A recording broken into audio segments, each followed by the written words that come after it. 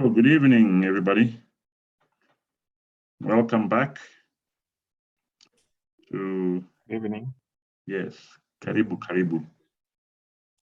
So we are back and trying to pick up from where we left last time, and we apologize for canceling on you on Thursday, but that was something that was beyond any of our control. But we also promise that you will, after this class and the next 2-3 classes, you'll have caught up with what we had planned. Hence, today's class is very, very important because today we are transitioning from the ascending, descending to the next step. And that's why I'm sharing this chart here. So I had mentioned to you that what we are doing, we are actually trying to learn how to enter these trades, okay, when they start, when the trend begins. And often you'll find that the markets will move, okay, and sometimes you don't know it, but maybe it's consolidating, and then maybe it breaks up. And when it breaks up, it then comes and then goes like that, and then goes completely. So we are trying to prepare you how you can get these long moves in the market. Why? Because we are doing what is called a trend trading strategy. Okay? Continuation or trend continuation or trend trading strategy, which means we have to enter the markets at the beginning. Yeah. So if this is the chart, then what we're saying, we want to make sure that when the market is about to break, we need to be able to find out, to know, okay? We need to know that actually this is about to happen. Okay, sorry, I get this, people are trying to get in.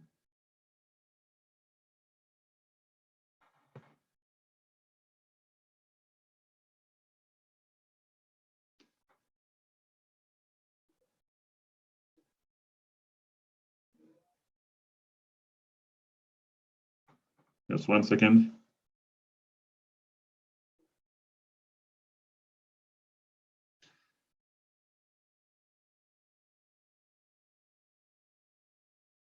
Okay.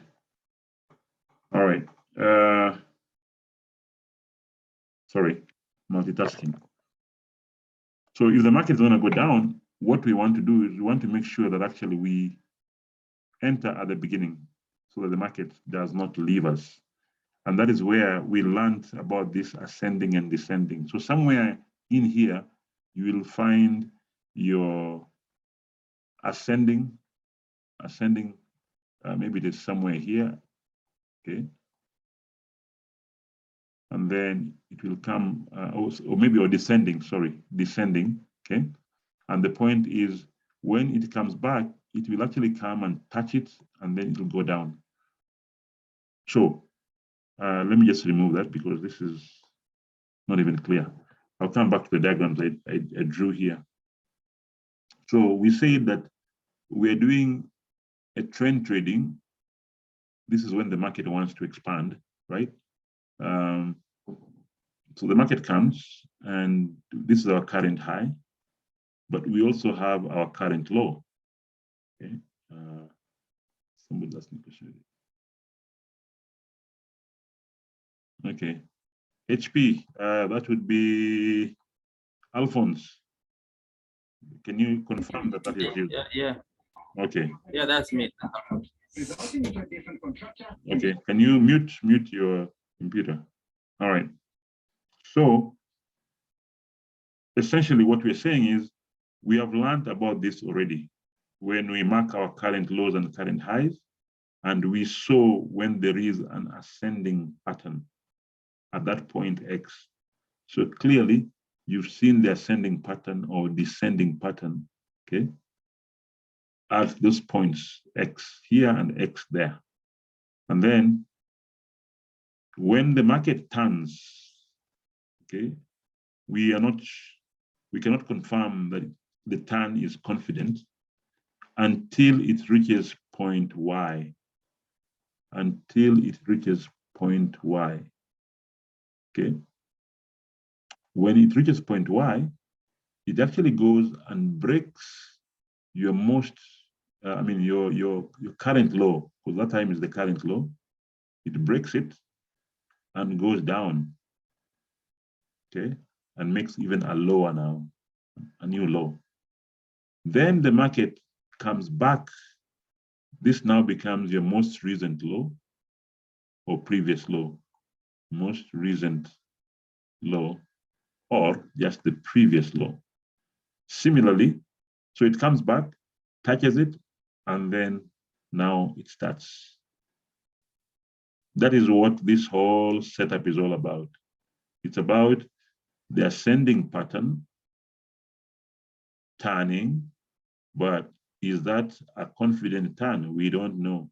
We will only know when it passes the current low. Once it passes the current low, then we say officially the market has turned. It's no longer going up. The market now is going down. Okay, the very moment this market comes and crosses this line, then we can say with confidence that the market now is going down. While it was here, it was going up, up, up, and then we saw the ascending pattern. Remember, the ascending pattern is what we were looking for before. And that's a signal that, hey, get ready. This market seems like it's about to turn. So after the ascending pattern, the market will come, okay? In fact, this ascending pattern is what I think Vincent was asking last time. Technically, this is what is happening. The market has gone like this, like that, like this, like that, like that, like that. And then finally, what has it done? It breaks, or rather, it has very likelihood. You see, it's losing momentum. When it's going up like that, it's losing momentum, okay? That's why it's going like that. So it turns around and goes down. So it goes down, we say that the market has turned, but has it turned with confidence? Well, we look at the current low, how it breaks on that current low.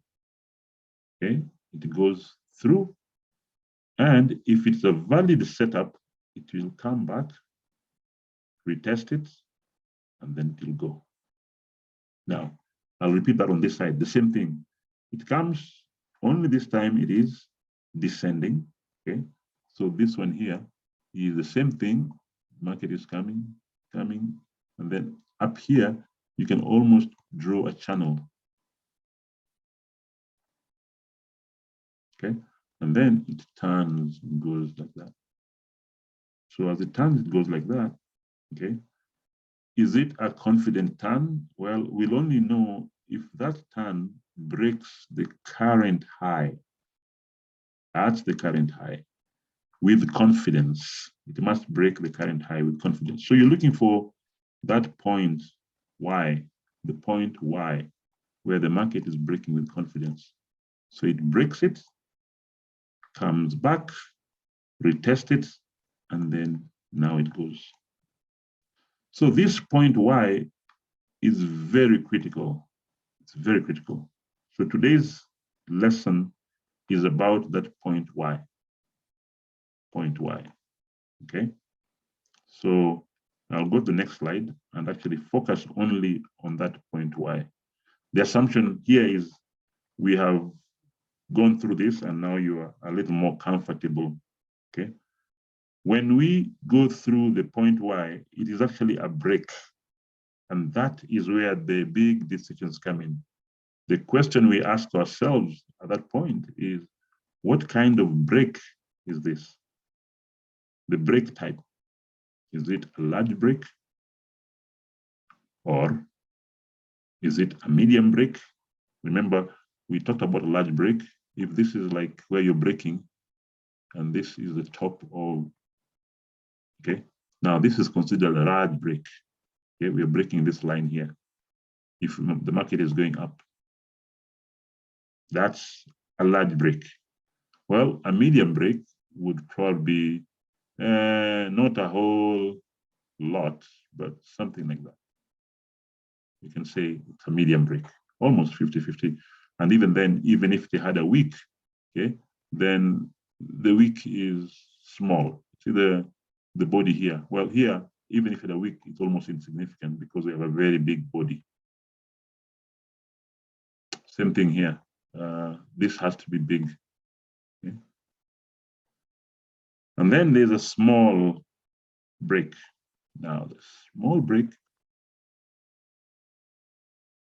can be something very tiny there. And this week, this is all we are learning. Small break. Okay. All right.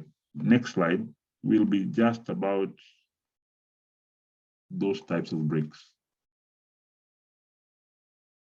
Okay.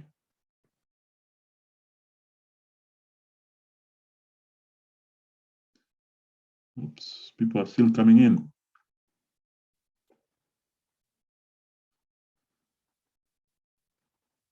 Oops. All right. So this is the main slide for today. Okay. So we said that what we're looking for today is after the descending pattern, we confirm the descending pattern, the market moves and breaks the current high, okay, for the market that was coming from down. So it's breaking now, going in the opposite direction. And when it breaks this point Y, then we say the market has changed direction. But the question is, has it changed confidently? Confidently, okay?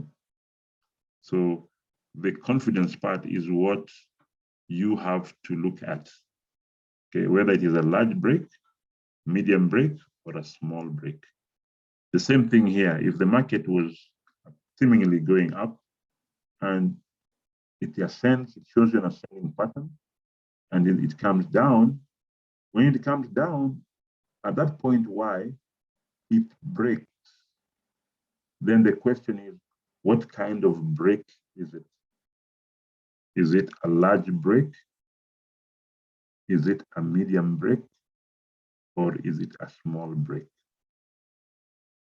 All right. That is what we shall be waiting to look for on that Y, point Y, right there. When that happens, okay, if it is a confident break, we will put our entry. And this is what many of you have been waiting for a long time.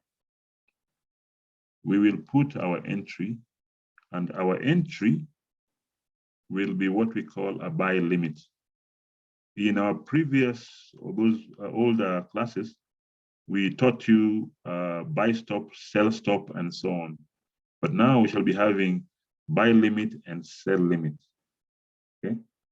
Now, like here, because the market is going down, okay, our entry here will be a sell limit. We're telling the market, okay, I want to sell. Why? Because this market has had a big break going downwards, okay? Or at least a medium break or a small break going downwards. And as it comes back, I want to enter the market. And because you want to sell, even though the market is coming back to that point, you enter a sell limit. You enter sell limit there. Similarly, on this side, okay, the market has broken confidently and it has gone up. If it comes back, because it has met our condition number 1, okay, X, and condition number 2, Y, it will come back. Now, again, it is just a probability. Sometimes it doesn't come back, it just goes away, okay? But if it comes back, chances are it will come and it will tap on this line, and then it will go. But because the market is going up, what do you guess?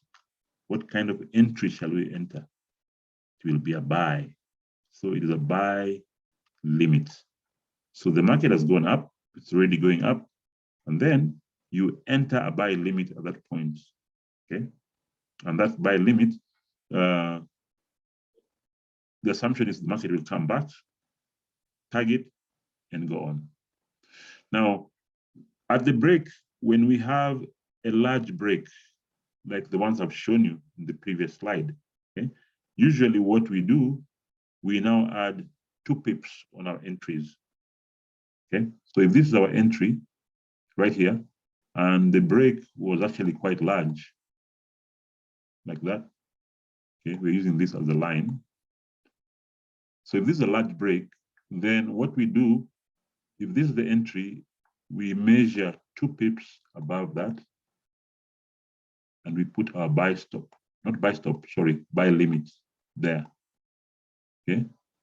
Which means that when this goes, yes, it might make another move somewhere there, okay? Maybe it might even go up, okay? But what it will do, eventually, it will come back and tag you in, and then continue, okay? 2 pips if it is a large confident break, all right?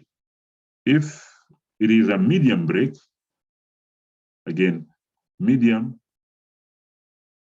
it might even have a week, but it's not very large, just a small, medium, not small, but medium, okay?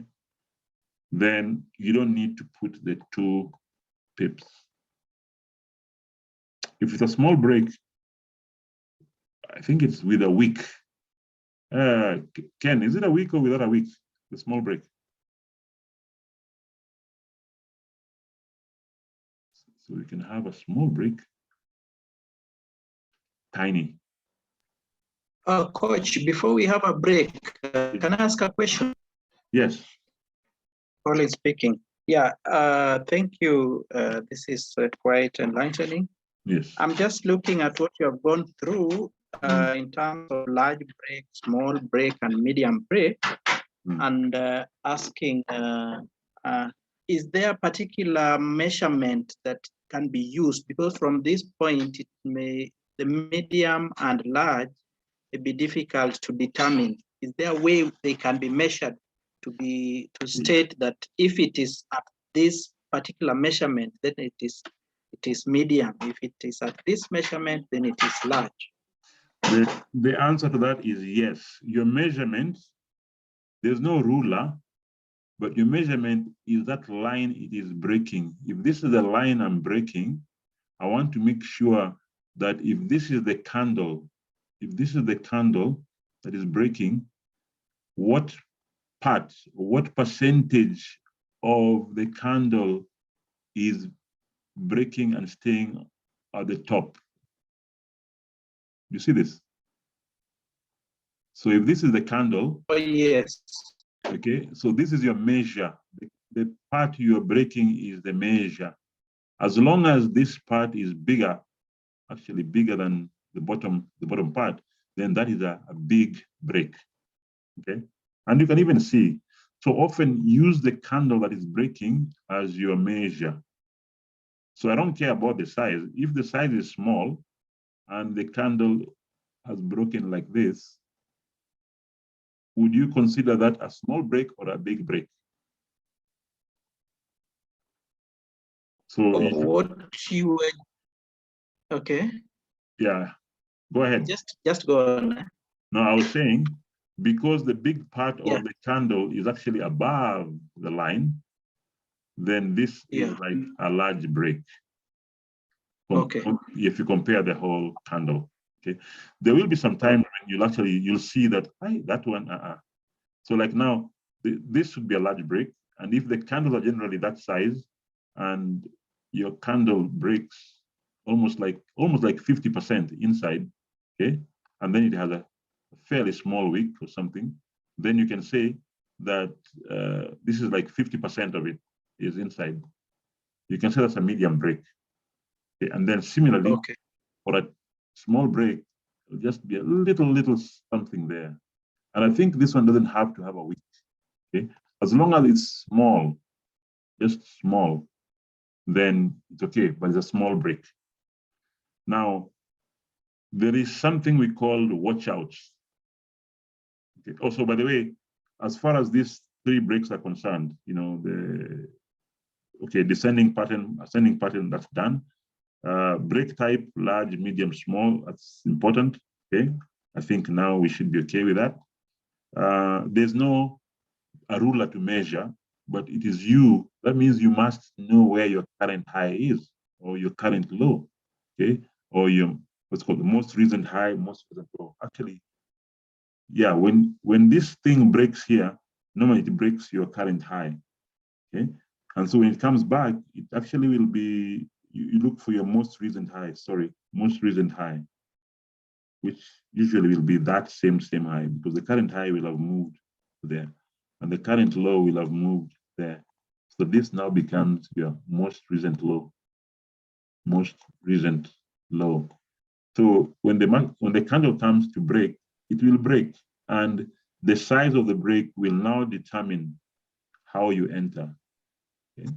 That can be a small break. Okay? That can be a medium break, and that can be a large break. Something like that. So having said that,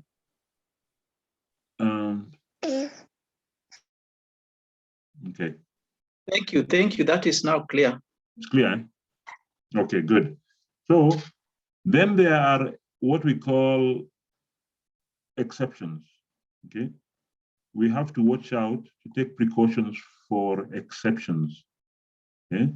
Where exceptions are, all this, what we're doing here will be null and void if the pressure is showing up and down. There's a lot of significant pressure, pushing on this market. Okay, there's pressure from up and there's pressure from down.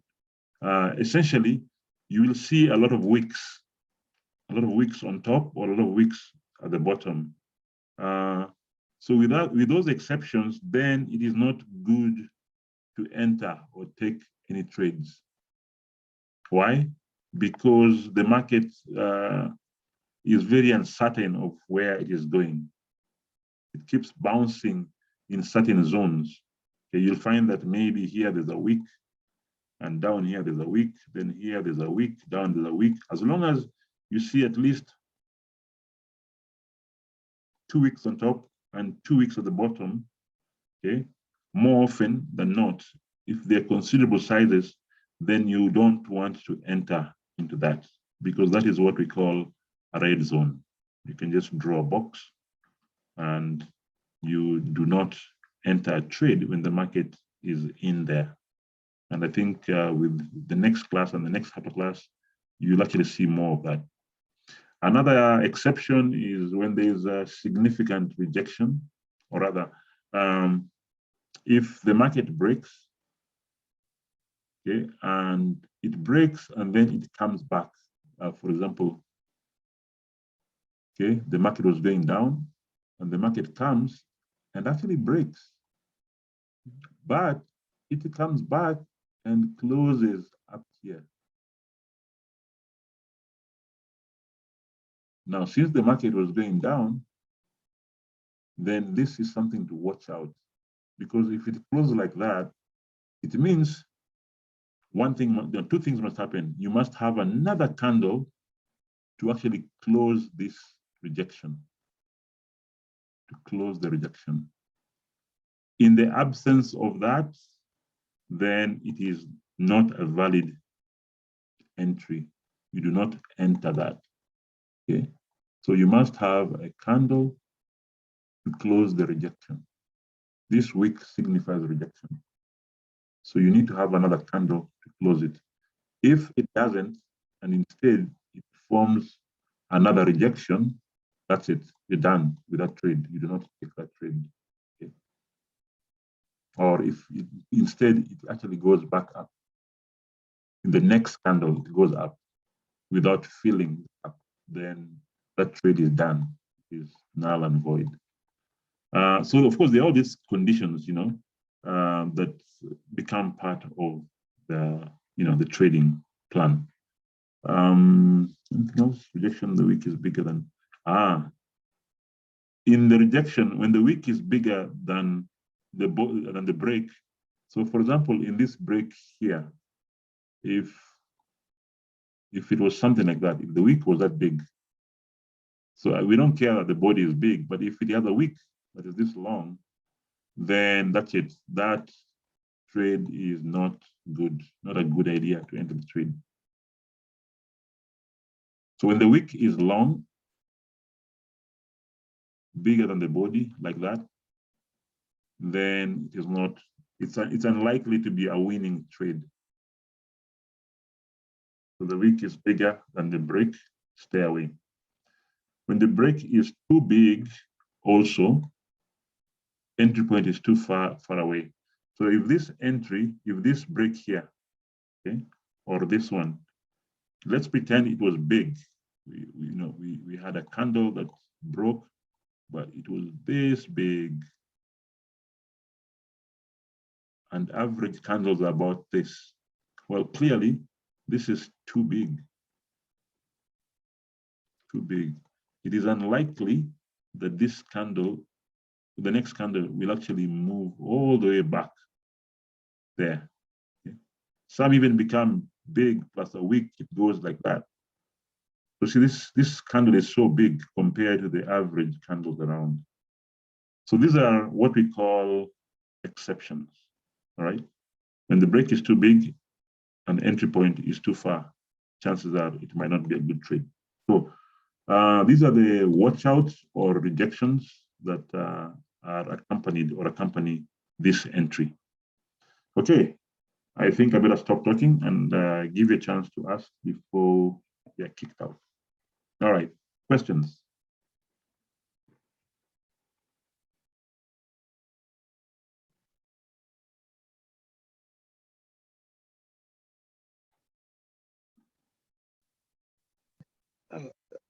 I think probably, if you don't mind, this is Victor talking. If you don't mind, that bit of where the wick is longer than the break, that I mean, where you need to decide whether you're going to what do you call it, to make some trade or not. I somehow just feel like, if it's possible, if you can just repeat that bit. Somehow I didn't get it very, very clearly.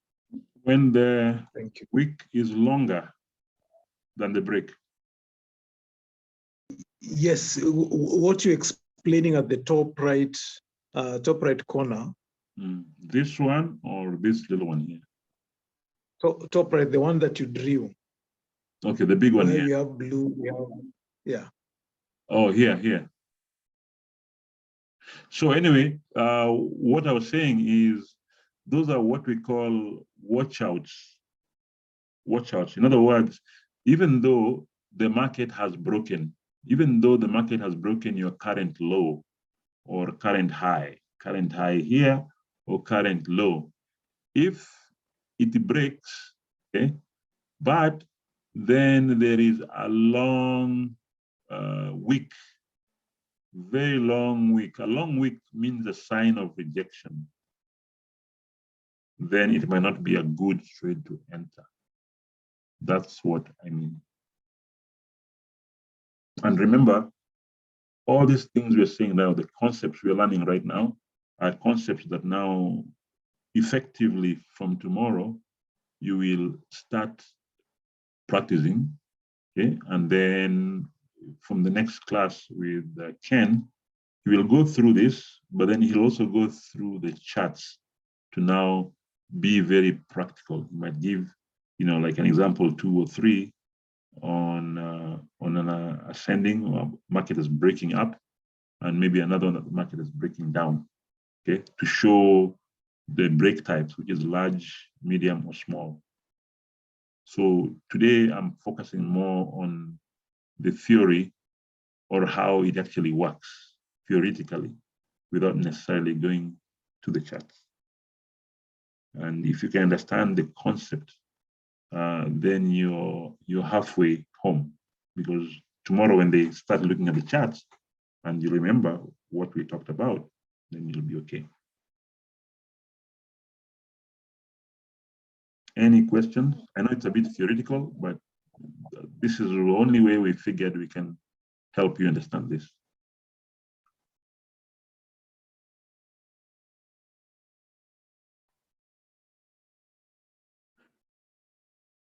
Too abstract?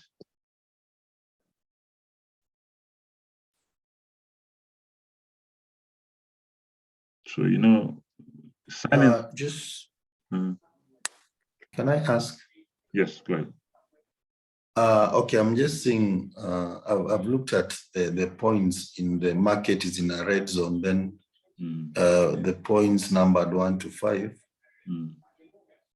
And okay, just maybe the first part there, just I know it's a recap, probably I think you had mentioned some time back, but just maybe so that I get it clear, the pressure up and down. Okay. The pressure up and down because, okay, the reason why we are saying this is an exception, take precautions, is when the market is in a red zone, it normally signifies there's a range. And what is a range? A range is when there's pressure coming from up or down, okay? And when that is happening, and obviously we can see it happening, then it's a good time to actually watch, to take precaution, especially if those wicks are big, then we might not want to take trades at that time, okay? So if you look at the charts, sometimes you find that, you know, it has a wick over there, okay? A wick over there, a wick over there, a wick over there. So that if you look, you'll find that there are wicks at the top there, okay, and wicks at the bottom there. So this signifies that actually we are in what we call a red zone. A red zone means the market is consolidating. And if the market is consolidating, it's not a good time to enter the market. So normally we color this different color. And that is what I'm trying to explain here on point number 1, point number 3, okay? Basically, it's all this, because even this point number 5 still signifies a zone, a consolidation, because if the market is going up, okay, so it's ascending, and then suddenly it turns and goes in the opposite direction, descending, chances are this will end up into a range. So all these things here, when the market keeps changing direction rapidly, that means that when the market has come and it has gone this way and just confidently changed, now it's going up, then suddenly it, you know, you see an ascending pattern, then it comes back again and confidently changes and goes down, okay? And then again, it does that going up. So when it is changing rapidly, then it is time to watch out. So you watch out when it's changing rapidly. You watch out when there's an ascending and a descending pattern following each other. You watch out when there's significant rejection, okay? When the market keeps bouncing between certain zones. And that signifies a lot of pressure up and down. Again, rejection, when the wick is bigger than the break, stay away. So when these rejections we are saying here, that candle that is rejecting, that, you know, that is breaking, if it breaks and it actually becomes like a wick, so that it becomes way big. A wick is bigger than the body. Then you stay away from that.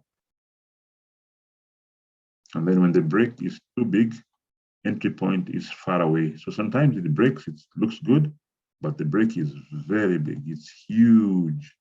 Well, chances of the market going back to retest it is very, very low.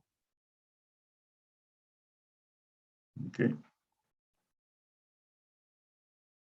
Okay, any thoughts? We have 2 minutes to go. Hi, Coach. Yeah, Jackson. Yes, now maybe I want to add 1 or 2 points on what you have just presented. So clear. Sure, these guys must be enjoying it, because when it was being introduced to me, if it was made this clear and so plain, it would have been very easy for me. Anyway, the point I want to make is that on the aspect of rejection, the wick, when the wick is bigger than the body, it's a break, yes, from the current high. The wick is greater than the body. That, as Coach rightly said, it is a caution that actually that break is not confident. But then, if the next candle that would follow, if it would be big enough to fill the wick, then that would qualify now as a confident change of direction. Yes, this one here. That one, it would qualify it. But if that wick is not filled by the next candle, then that setup collapses like that. Now you have to start looking for the next setup when it will come. Okay. Second point that probably I also want to add.